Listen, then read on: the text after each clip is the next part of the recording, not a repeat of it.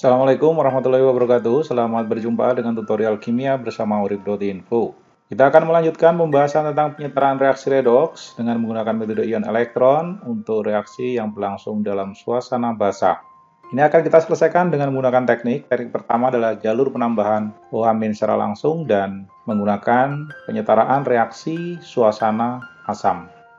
Reaksi yang akan kita setarakan adalah Zn direaksikan dengan NO3- menghasilkan ZnO2 2- dan NH3. Oke, kita mulai pembahasannya untuk teknik pertama. Zn ini kalau kita pasangkan tentu dengan ZnO2 2-. Kemudian untuk reaksi yang kedua, setengah reaksi yang kedua adalah NO3- kita pasangkan dengan NH3. Oksigen pada persamaan pertama yang ini ada selisih oksigen sebanyak 2 untuk Zn menjadi ZnO2 2-. Berarti yang di sebelah kanan ini kita tambahkan sebanyak selisih oksigennya dengan air. Sekarang kita setarakan jumlah hidrogen dengan menambahkan ion OH-. Hidrogennya di ruas kanan ini ada 4, maka ditambahkan 4 OH-. Berikutnya kita setarakan muatan. Muatan di ruas sebelah kiri ini negatif 4 dan yang di kanan negatif 2. Maka yang di kanan ini lebih positif. Yang lebih positif kita tambahkan elektron sebanyak selisihnya yaitu 2 elektron. Sekarang untuk reaksi yang kedua, NO3- berubah menjadi NH3. Di sini akan terjadi ketidakkonsistenan ya. Karena ada hidrogen di ruas sebelah kanan, ini akan sulit untuk kita selesaikan kalau kita mengikuti aturan yang ada. Kita coba untuk bereksperimen menggunakan metode apa adanya. Jadi ini kan jumlah oksigennya 3, di ruas kanan tidak ada. Maka yang di sebelah sini semestinya kita tambahkan 3H2O. Selanjutnya yang di sebelah kanan ini harus menyesuaikan jumlah oksigennya. Kalau kita tuliskan di sini oksigennya ada 6, berarti di sini atau kita melihat jumlah hidrogennya, ini mau kita tambahkan berapa? Kita tambahkan 6 OH- misalnya. Ini tidak akan selesai. Karena di ruas sebelah kanan ada hidrogen, padahal hidrogen itu juga harus dipertimbangkan. Maka teknik yang paling mungkin untuk kita paksakan menyelesaikan dengan menggunakan metode atau jalur penambahan OH secara langsung seperti ini akan macet untuk kasus reaksi NO3- menjadi NH3.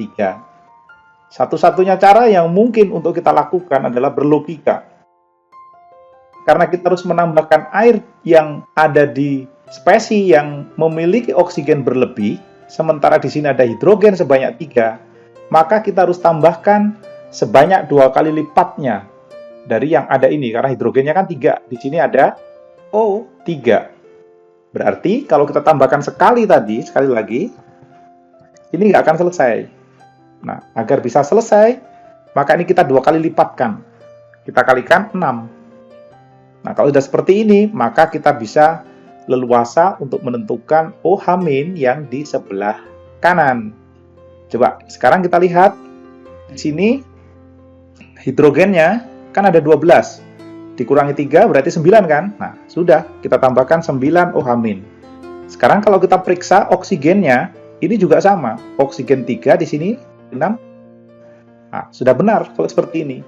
Kalau tidak seperti ini, kita tidak akan bisa menyelesaikan dengan menggunakan metode penambahan OH- secara langsung. Oke? Ini sekali lagi ini kelemahan. Oleh karena itu, sebisa mungkin ini kita tidak gunakan lagi. Nanti ketemu soal-soal yang lain, kita akan harus berpikir ulang lagi. Ini adalah alternatif, tetapi sekali lagi logika kita bisa gunakan. Kita lanjutkan, anggaplah seperti ini ya.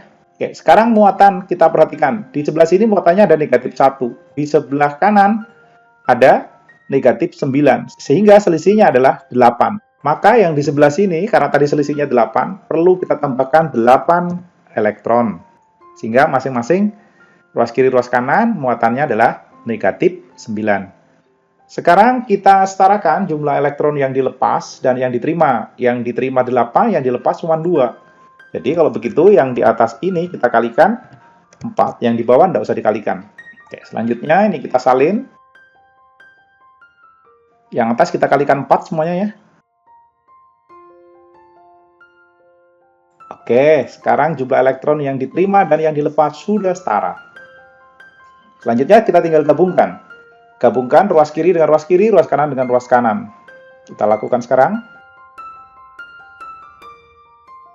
Elektron langsung kita eliminir nanti. Oke, sekarang kita eliminir spesies-spesies sejenis yang muncul di kedua ruas. Yang pertama adalah 16 OH-, ini ada 9 OH-. Maka yang 9 OH- kita hapus, yang ini sisa 7.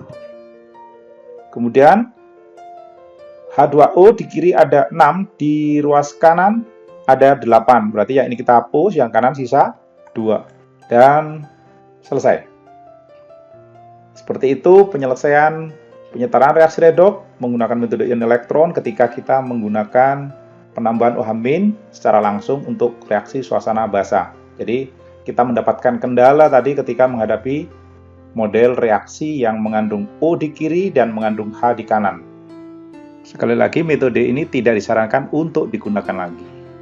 Oke, sekarang kita bandingkan. Kalau kita menggunakan penyetaraan reaksi, menganggap ini sebagai reaksi yang berlangsung dalam suasana asam. Oke, kita bersihkan dulu. Yang di bawah tidak saya hapus, ini nanti digunakan sebagai pembanding ketika kita mendapati penyelesaian yang metode kedua. Oke, tekniknya sama. Kita setarakan dulu jumlah atom selain O dan H, tidak ada, semuanya setara. Sekarang oksigennya. Oksigen ruas kiri tidak ada, ruas kanan ada 2 untuk yang ZNO. Maka ini kita tambahkan H2O sebanyak 2. Sehingga oksigennya sama. Selanjutnya di ruas sebelah kiri ada 4 hidrogen. Sementara di kanan tidak ada, maka kita tambahkan di situ 4H+. Penyetaraan muatan. Di ruas kiri tidak ada muatan, di ruas kanan ada -2 dan +4. Sehingga selisihnya adalah +2.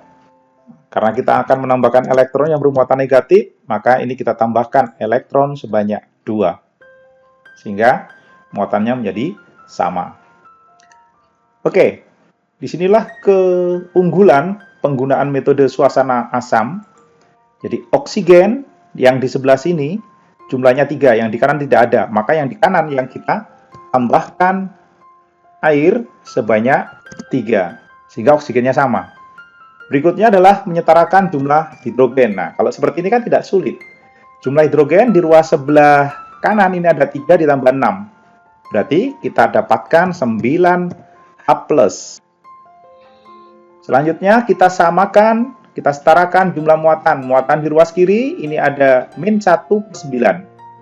Berarti selisihnya adalah +8. Karena yang di kanan tidak ada muatan, maka ini kita tambahkan 8 elektron. Selanjutnya, yang di atas ini perlu kita kalikan 4. Agar jumlah elektron yang dilepas dan yang diterima sama. Oke, ini kita salin. Kita kalikan 4 ya. Oke, jumlah elektron yang diterima dan yang dilepas sudah sama. Sekarang kita tinggal jumlahkan kedua persamaan ini.